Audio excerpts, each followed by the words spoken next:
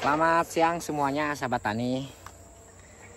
Nah, kali ini saya akan membahas tentang cara bertani sawit. Nah, jadi untuk kawan-kawan yang sering menanyakan, saya tuh ingin bertani bang, katanya. Cuma apalah daya saya, yang udah ditanam aja tidak terawat, apalagi mau lanjut lagi nanam. Nah, jadi di sini nanti akan saya berbagi solusi ya. Ya karena mungkin apa yang dikatakan kawan-kawan itu mungkin sama seperti apa yang saya alami. Nah, jadi di video ini nanti akan saya berbagi triknya, perawatannya bagaimana. Karena kita itu masih punya 2 stok kesempatan. Nah, sampai tanam itu bisa berhasil. Nah, kenapa saya berani ngomong seperti ini? Ya karena saya udah membuktikan. Sekarang usia tanam ini kan sudah 2 tahun. Nah, ini ceritanya tuh. Kebun saya yang ada di sekitar sini nanti akan saya perlihatkan pada kawan-kawan. Boleh dikatakan waktu itu hampir tidak terawat. Ya karena terbatasnya modal. Nah, cuma kita bilang tidak ada modal itu tidak mungkin. Ya cuma mungkin tidak cukup. Ya tapi ada solusi. Nah, jadi solusi ini penting ya kan. Tapi sebelumnya saya ngopi dulu karena saya hobi ngopi ya. Sambil ngopi kita akan bahas karena tentang yang kurang modal tadi.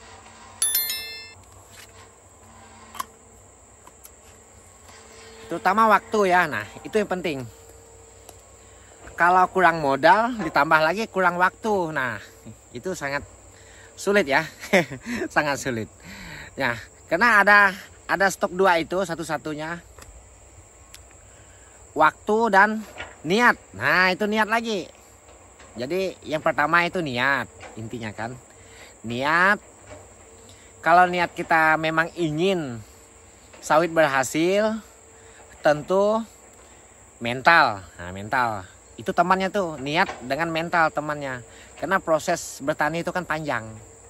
Jadi satu kan niat dan mental itu. Kalau niat tanaman sawit kita berhasil, kemudian walaupun tidak ada modal, tentu masih ada solusi. Kalau misalnya mental udah melemah, ditambah lagi modal berkurang, udah mendingan nggak usah aja dulu, pending aja dulu, cari duit aja. Nah, jadi ujung-ujungnya itu ngupah nanti ya, itu solusi terakhirnya. Tapi yang namanya niat kita ingin jadi itu, yang namanya sawit itu kan selagi masa TBM itu perawatan tidak juga bagaimana ya, mungkin biaya itu kurang, kecuali pupuk. Nah, sedangkan pupuk pun bisa diirit. Ya nanti akan saya jelaskan seberapa iritnya ya, supaya teman-teman tidak terbeban dengan yang namanya pupuk. Ya karena selama ini teman-teman bilang kan, nanti saya tanam lalu saya nggak bisa mupuk. Nah itu sering itu. Mungkin sama pemikirannya dengan pemikiran saya. Dulu pun saya berpikir demikian. Ternyata sawit itu tidak tergantung dengan pupuk. Ya apalagi kita kan petani biasa nih. Dari ladang padi ya. Nah, ini ceritakan awal itu lokasi ini ladang kebun karet.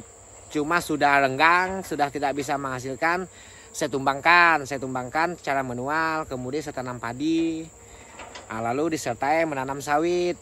Nah, pada akhirnya sekarang usianya 2 tahun. Nah, jadi seperti apa perkembangannya setelah 2 tahun?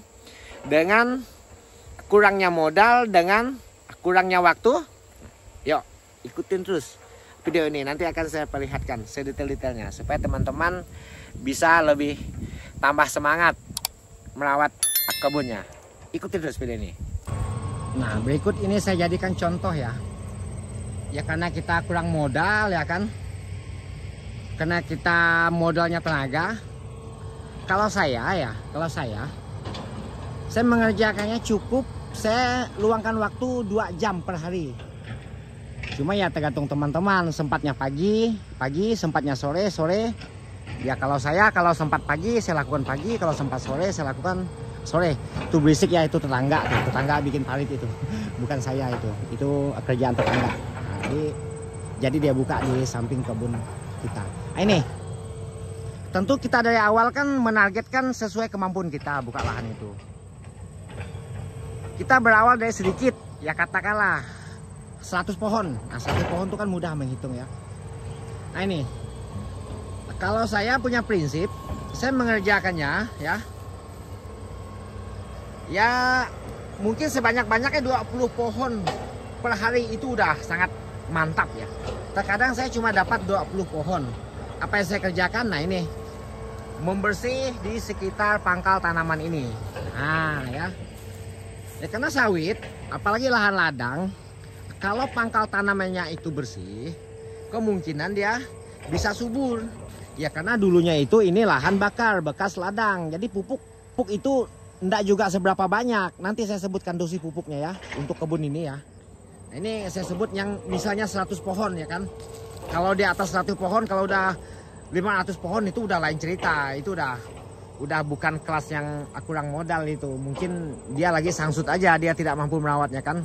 Karena dari awal itu udah jelas yang namanya sawit 500 pohon itu butuh biaya berapa ya kan, otomatis ada biaya untuk gaji orang nantinya ke depannya, tetap seperti itu. Tapi kalau kita sehat, kita kuat ya sah-sah saja dikerjakan manual ya kan.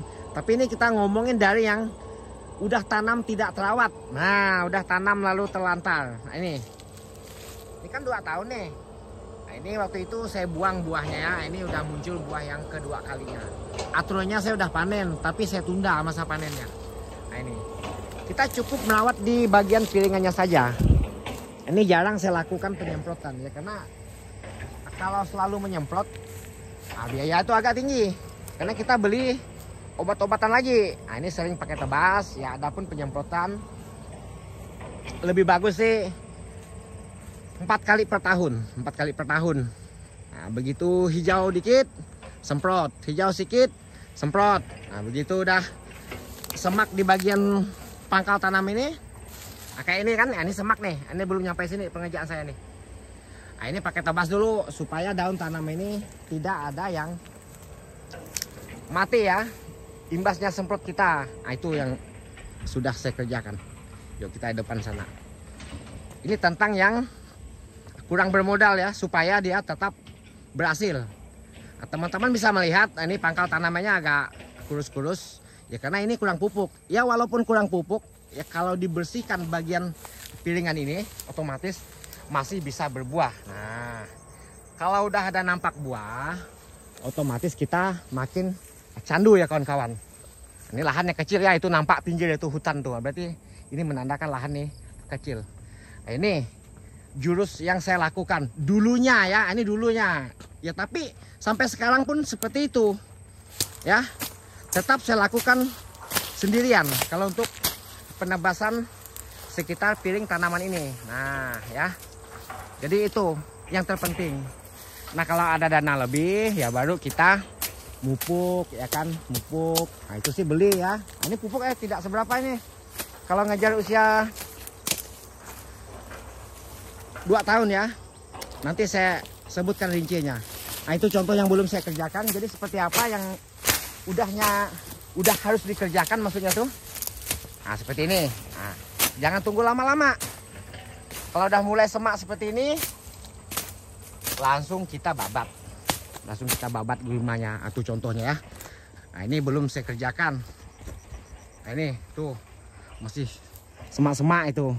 Nanti puntung-puntung kayu itu akan kita rapikan. Nah seperti itu. Masih semak. Nah jadi tanaman kelapa sawit di usia 2 tahun tuh kalau dirawat ya, sering-sering kita lakukan dengan cara ditebas, sah-sah saja dia ya. Pasti jadi, pasti berbuah. Nah seperti ini. Nah, setelah udah mulai menghasilkan nanti baru kita gas. Nah, ini udah ya, nah, seperti ini udah. Ini. Nah jadi seperti itulah ya cara saya melakukan perawatan ketika kita itu kurang modal. Tapi niat ingin kebunnya berhasil, kebun kita berhasil maksudnya. Nah, jadi ini contohnya yang saya lakukan.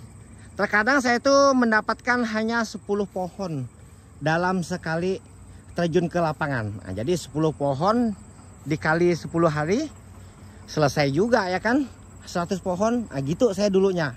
Nah kalau untuk pupuk ya, kalau untuk pupuk untuk sawit dari 0 sampai seperti ini ya, untuk pupuk jujur saja ini, ingat nih dicatat nih ya, untuk pupuk.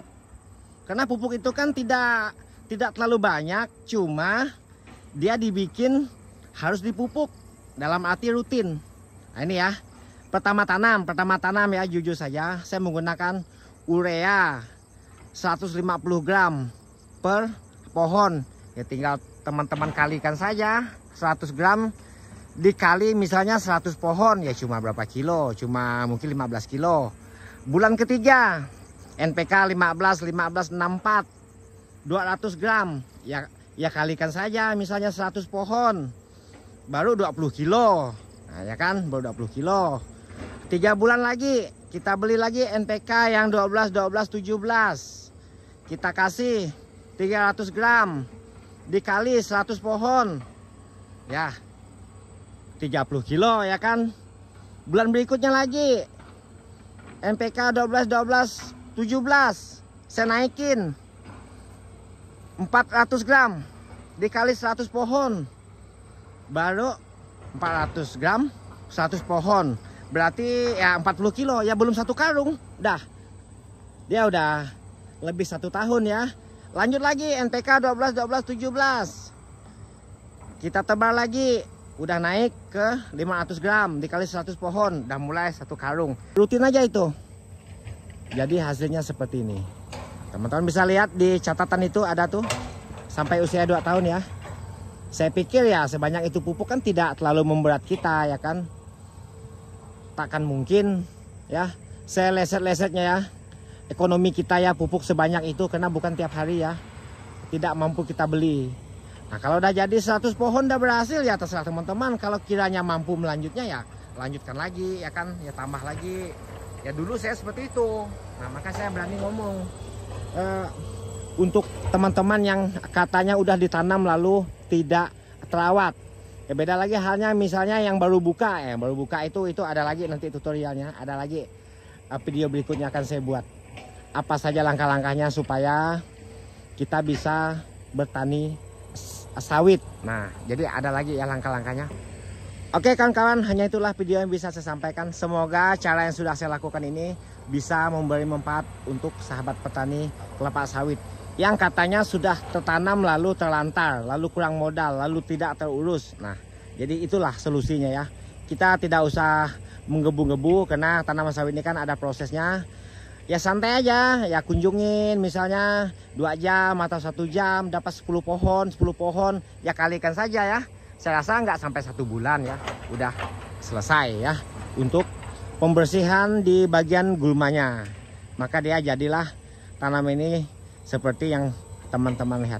Oke kawan-kawan, hanyalah yang bisa saya sampaikan. Semoga teman-teman bisa tetap semangat dan sukses jadi petani mandiri.